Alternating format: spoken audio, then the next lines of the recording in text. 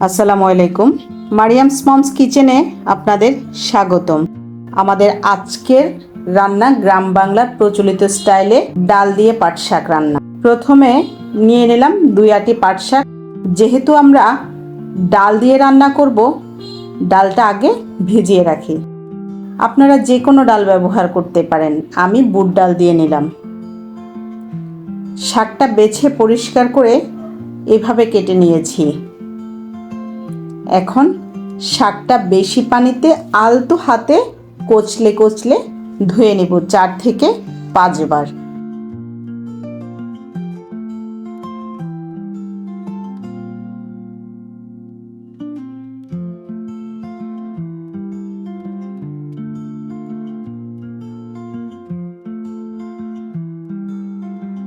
শাক পানি ঝরতে দিয়ে আমি ডাল কচলে কচলে ধুয়ে নিব।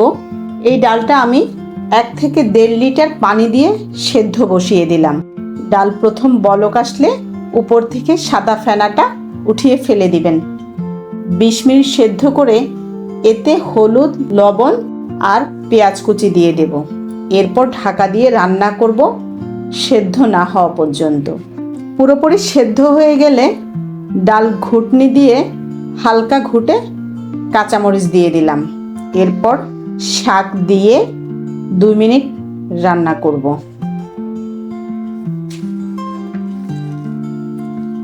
এই রেসিপিটা শুধু স্বাদের জন্য নয়, আমাদের শরীরের জন্য খুব উপকার।